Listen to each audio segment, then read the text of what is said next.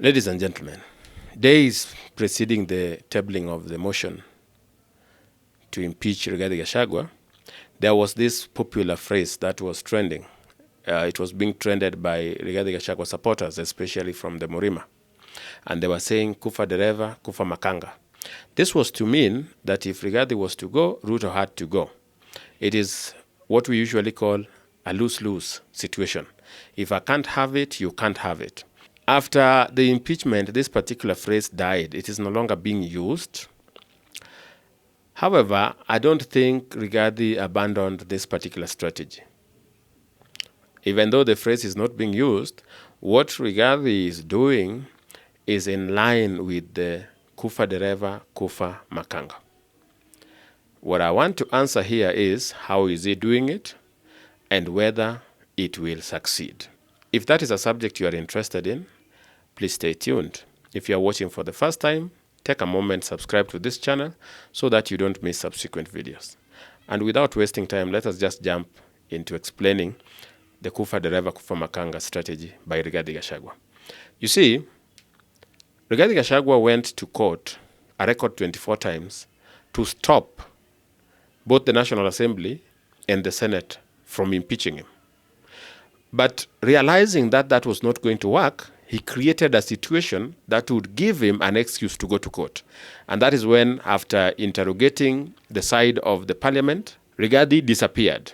His lawyers claimed he was sick, that he would only be available after the expiry of the constitutional timeline. For him, this meant that he would be impeached without being heard.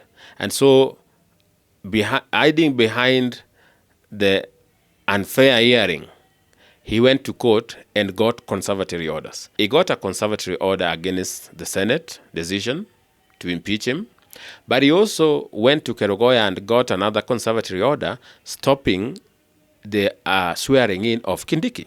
Now, the reason as to why Rigathi is doing this is not to get back to office.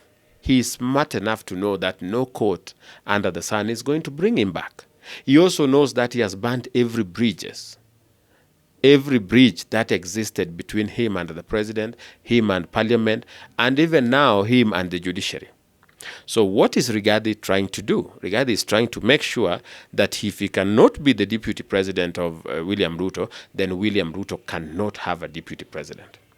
It's like this relationship where if your partner leaves, then you make a very hasty decision that if this partner cannot be with you, then the partner cannot be with anybody else. Some people go to very serious extents. The same way we are seeing Rigathi doing. Rigathi has decided to come up with a delaying tactic at the court. In fact, his lawyer was bragging the other day that these cases will take up to 3 years, insinuating that until 2027 we won't have a deputy president, because current situation is that we don't have a deputy president. We have one that was impeached, who no longer sits in office.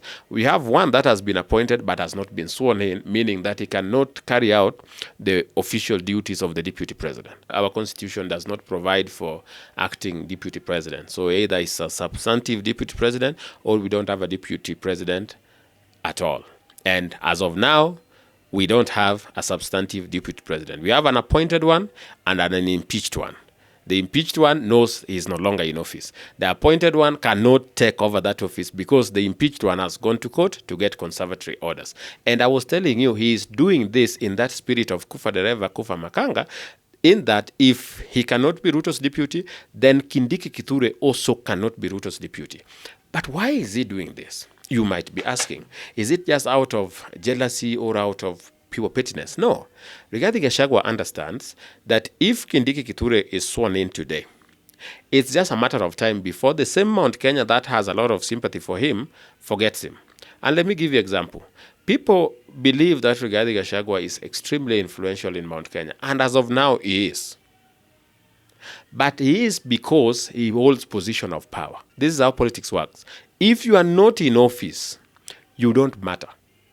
That is why every person that has been a politician always look for ways to be in office, whether through nomination, whether through just being appointed into a board, whatever it is, they always try to be in some office because that is what gives you power. I usually give an example that in a meeting where we have a chief who perhaps is very poor and a billionaire, the chief will still have the last word because that chief has power. That chief can send that billionaire out of that particular meeting because the chief has power. It cannot be the other way around. So politicians will try their level best to maintain positions of power. And Rigathi knows that if he is no longer in position of power, there should be no one that is replacing him.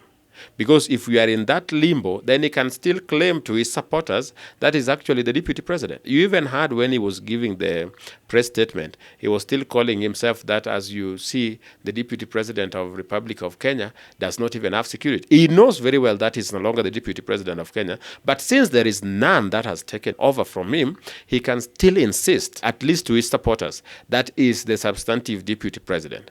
And that gives him power, because people only coalesce around power. I want that to be understood. Rigathi knows that once he is out of office, people will coalesce around somebody else who is in power. Remember, Mwai Kibaki was really powerful. I was really influential in Mount Kenya region. But once he retired, then people moved to Uhuru. Remember, before Mwai Kibaki, Uhuru Kenyatta was not that influential in Mount Kenya. He was not influential to the point that he had to support Mwai Kibaki in 2007 to survive politically. Can you imagine that level? Yet, when Mwai Kibaki was no longer holding position of power, Kikuyus jumped to Uhuru Kenyatta. And they didn't like Rigathi Gachagua. You can go and trace that. You can go and confirm. Rigathi Gachagua was not their hero. It's not as if Kikuyus had this faith in Rigathi Gachagua even before Ruto picked him. No. He was the least liked anyway. But now that Uhuru is no longer in power and Rigathi is the senior-most leader, Kikuyus and people of Mount Kenya are coalescing around him. And Rigathi understands how this works, that once he is replaced with Kindiki, all this bitterness will die. And once this bitterness dies, these people will either coalesce around Kindiki or another leader who is in power. Because once the court cases are over, because they will be, Rigathi cannot litigate until kingdom come. These cases will be over. Once they are over, Rigathi Gachagua will stand impeached. And when he stands impeached, that means he cannot vie and he cannot be appointed. And so very few people will coalesce around him. I can give you examples. Sonko was very influential in Nairobi.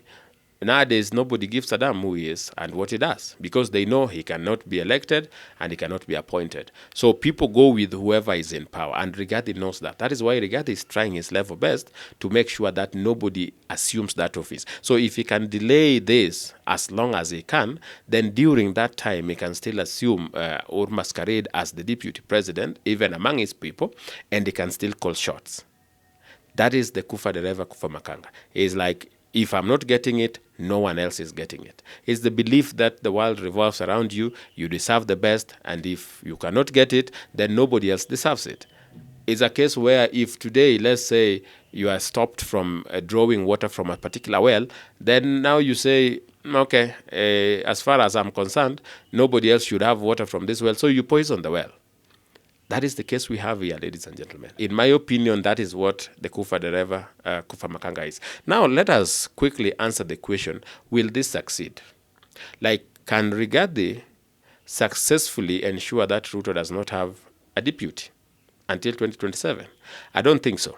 Let us even just take a brief look at the cases that he has been filing, the ones that he is using to delay the bench. So, a bench is formed. He says the bench was formed in the wrong way. He loses that.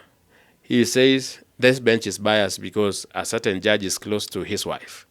Of course, it is very mediocre. They even have lawyers who filed affidavits that are purely lies, just to waste the time of the court. Of course, once that is dismissed, now they have their conservatory orders to be dispensed of, but they are already running to appeal that the bench is biased. Anything that this bench is going to rule, Rigathi Gachagua will appeal it. that it was unfair because he had claimed the bench was empaneled irregularly. Then number two, he will also claim that that bench was biased. So whatever will be decided, if it doesn't favor Rigathi Gachagua, he will run to the Court of Appeal. His hope is that if he goes to the Court of Appeal, then that will also take time, because the judges have to listen to all this, they have to do studies and etc., because the Court of Appeal is ruling against what other judges have ruled. And remember, this is a bench. Even if the Court of Appeal was to uphold the ruling of the three-judge bench, Rigathi Gachagua will still go to the Supreme Court. The reason as to why I'm saying his plan might not work in the long run is that the judiciary might decide to put the interest of the public ahead, because at times it is needed in the judiciary that you put the interest of the public ahead.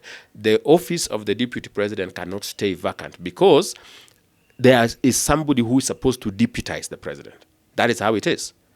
The office of the deputy president cannot stay that vacant. According to the constitution, there must be someone who is supposed to assist the president and deputize him, the president in waiting. The court might decide to put the interest of the public ahead of the interest of Honorable Rigathi Gachagua.